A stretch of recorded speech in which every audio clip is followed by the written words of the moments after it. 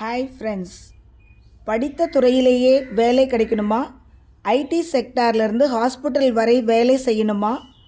உற்பத்தி, சேவை, கட்டுமானம், நிர்வாகம் என எல்லா துறைகளிலும் பணியாற்ற விருப்பமா? பஞ்சாயத்து அலுவலகம் தொடங்கி ஐநா சபை வரை இந்த துறை படிப்பு அவசியமான ஒன்று. அப்படி என்ன படிப்பு? பிஎஸ்சி ஸ்டாட்டிஸ்டிக்ஸ், புள்ளியியல் துறை. தமிழ்நாட்டில் பெரும்பாலான கல்லூரிகளில் இந்த பிஎஸ்சி ஸ்டாட்டிஸ்டிக்ஸ் படிப்பு இருக்குது. சரி, இந்த படிப்புக்கு என்ன எலிஜிபிலிட்டி? +2ல் மேக்ஸை மெயின் சப்ஜெக்டாக எடுத்து படிச்சிருக்கணும். 50% அண்ட் அபவ் மார்க்ஸ் எடுத்திருக்கணும். அட்மிஷன் எந்த காலேஜில் போய் நீங்கள் ஜாயின் பண்ணுறீங்களோ அந்த காலேஜ் அப்ளிகேஷன் ஃபில் செஞ்சு அனுப்பிடலாம். ஃபீஸ் ஸ்ட்ரக்சர் 20,000 ஆரம்பித்து 1.5 லட்சம் வரை இருக்கும். அது நீங்கள் சேர்கிற காலேஜை பொறுத்து அமையும். கவர்மெண்ட் காலேஜ்னால் ஃபீஸ் குறைவாக இருக்கும்.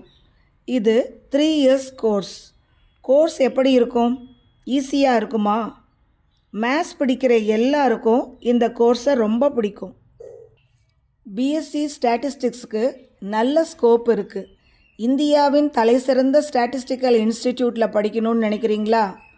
இந்தியன் ஸ்டாட்டிஸ்டிக்கல் இன்ஸ்டிடியூட் ISI இந்திய புள்ளியியல் நிறுவனம். இதன் தலைமையகம் கொல்கத்தாவில் இருக்குது. இது தவிர சென்னை, பெங்களூரு, டெல்லி, ஹைதராபாத், தேஜ்பூர் ஆகிய இடங்களிலும் இந்த நிறுவனம் இருக்குது. இந்த நிறுவனத்தில் படிக்க இப்போவே நீங்கள் அப்ளை பண்ணலாம். அட்மிஷன் ஸ்டார்ட் ஆயிடுச்சு. சேலரி எவ்வளவு கிடைக்கும்?